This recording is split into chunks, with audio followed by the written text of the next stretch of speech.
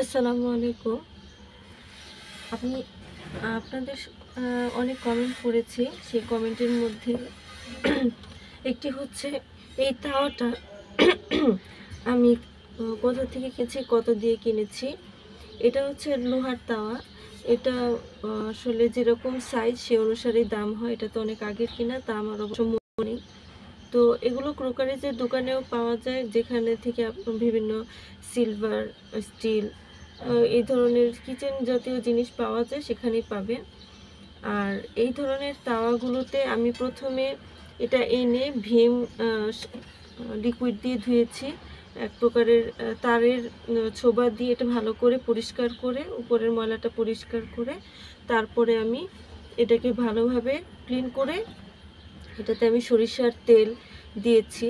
দিয়ে এটাকে আমি চুলায় ফুল আঁচে গরম করে নিয়েছি, ধোয়া ওঠা গরম করেছি।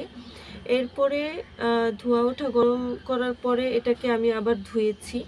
ধুয়ে আবার ভালোভাবে পরিষ্কার করে এটাকে আমি আবার তেল দিয়ে আবার আমি এটাকে আমি পরে আমি সয়াবিন তেল, যে কোনো তেলে আপনি দিতে পারেন, সয়াবিন তেল অথবা সরিষার তেল যেটাই দেন না কেন, ভালোভাবে মেখে এটাকে ধোয়া ওঠা গরম করেছি। তো এরকম তিনবার চারবার আমি করেছি। চারবার করিনি, সম্ভবত তিনবারই করেছি। করার পরে এটাতে আমি এখন ব্যবহার করি। এই যে সামান্য এখানে দেখছেন মরিচা আছে, আপনারা দেখতে পাচ্ছেন কিনা? হ্যাঁ, সামান্য মরিচা আছে। এই মরিচাগুলো, এটা লোহা তো, এটা হয়, এটা বাতাসের সংস্পর্শে এলে এটা হয়। তো আপনারা যদি তেল দিয়ে রাখেন আর রেগুলার যদি ইউজ করেন, এই লোহাগুলোতে মরিচা ধরে না। আমরা সচরাচর যে বটিগুলো ইউজ করি, আমাদের বটিগুলা, সেগুলোতেও কিন্তু ব্যবহার না করলেও দেখা যায় মরিচা ধরে। এগুলোতে আপনারা কি করবেন? তেল দিয়ে রাখবেন। তেল দিয়ে রাখলে মরিচাটা ধরে না। কারো কাছে হামানদিস্তা আছে, ব্যবহার না করার ফলেও দেখা যায় যে মরিচাও ধরে যায়। তো আপনারা কি করবেন? এটাতে তেল দিয়ে রাখবেন, তাহলে মরিচা ধরবে না। আর আর এই তো আমি এভাবে এটা ব্যবহার করেছি। এটাকে ধোয়া ওঠা গরম করে নেবেন, এটা ব্যবহারের উপযোগী হয়ে যাবে। কোনো জিনিস রেখে দিতে গেলেও এটা যদি আপনি ইউজ করবেন না, যে লোহার জিনিসগুলো, সেটাতে আপনি তেল মেখে রাখবেন, তাহলে আর মরিচা ধরে না। তো আমি কিন্তু আরেকটা আপনাদেরকে ইম্পর্টেন্ট কথা বলছি, সেটা হচ্ছে যে আপনারা যারা নতুন রাঁধুনি আছেন বা নতুন সংসার করছেন, গৃহিণীরা যারা স্টুডেন্ট, অনেক স্টুডেন্ট আছেন যারা কখনোই রান্নাঘরে রান্না করেননি, তারা কি করবেন? তারা কি ধরনের তাওয়া কিনবেন? দেখেন, নতুন যারা সংসার করছেন তারা এমন ধরনের জিনিস কিনবেন যাতে আপনাদের সবভাবেই এটা একটা জিনিস ব্যবহার করা যায়, উসুল হয়। যেমন এখন বর্তমানে গ্যাসের সমস্যা চলছে। এখন আপনারা যদি লোহার একটা তাওয়া কিনেন, আবার আরেকটা তাওয়া কিনেন, তো আপনাদের পরে দুইবার জিনিস কিনতে হবে। তো আমি মনে করি লোহার তাওয়া একটা থাকা উচিত। অনেক সময় আপনাদের বিরিয়ানি রান্না করার পরে আমাদের তাওয়াতে দিতে হয়, নিচে ভাপে রাখতে হয়, তখন একটা লোহার তাওয়া হলে ভালো হয়, এটা অনেকদিন টিকে।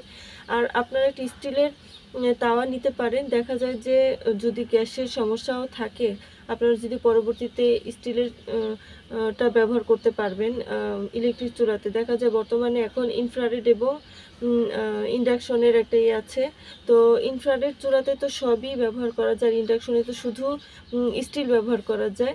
তো স্টিল কিনলে আপনাদের আবার দস্তার তাওয়া, আবার বিভিন্ন ধরনের তাওয়া কিনা লাগছে না। তো আপনারা কি করবেন? স্টিলের তাওয়াটা নেবেন। তাহলে যদি আপনি ইন্ডাকশনও ব্যবহার করতে পারবেন, আবার ইনফ্রারেডও ব্যবহার করতে পারবেন, যে চুলাই নেন না কেন। এমন জিনিস কিনবেন যেটা আবার গ্যাসের চুলাতেও ব্যবহার করতে পারবেন। তো আমি প্রথমে আপনাদেরকে রিকমেন্ড করব যে আপনারা সাজেশন দিচ্ছি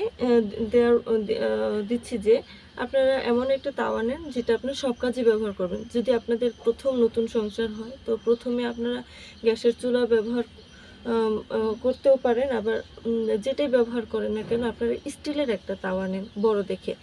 প্রথম আপনারা স্টিলের তাওয়াতেই বিরিয়ানি করলে ওটাতেই দিবেন। স্টিলের তাওয়া থাকলে আর লোহার তাওয়ার দরকার হয় না। তাও আমি লোহার তাওয়াটা নিতে বলছি, অনেক সময় লোহার তাওয়াটা দরকার হয়। লোহার স্টিল তো, আর দেখা যায় এটা অনেকের শখের একটা জিনিস। তো এটা নষ্ট হলে আবার টাকা দিয়ে কিনতে হবে। তো এটা লোহার তাওয়া থাকলে ওই স্টিলের উপরে একটা পড়ে না, একটা দখল যায় না। তাই বলছি একটা লোহার তাওয়া আর একটা স্টিলের তাওয়া নিতে পারেন। বড় তাওয়ার বেশি দাম, বড় যে তাওয়াগুলো এটার দাম বেশি হয়, আর ছোট লোহার তাওয়াগুলো দাম একটু কম হয়। তো আপনারা আপনাদের আর্থিক অবস্থা বুঝে কিনবেন। আমি বড় তাওয়াটা কিনেছি, আরও বড় তাওয়া আছে, বাসা বাড়িতে সচরাচর তো বড় তাওয়ার দরকার হয় না। এই তো। আরও গুরুত্বপূর্ণ যদি আপনাদের টিপসের আমি দিয়ে থাকি, আমার আরেকটা চ্যানেল আছে, প্রয়োজনে আপনারা আমার ওই চ্যানেল থেকে ঘুরে আসতে পারেন। আমার ওই চ্যানেলের নাম হচ্ছে মার্জিয়া নূরজাহান স্টুডিও। আপনারা সার্চ করে আমার ওখানে বিভিন্ন ধরনের আমি গুরুত্বপূর্ণ টিপস শেয়ার করে থাকি। তো আজকে আপনাদেরকে লোহার তাওয়া সম্পর্কে অনেকেই জানতে চেয়েছেন বলে এটা বললাম। তো সবাই ভালো থাকবেন। আসসালামু আলাইকুম।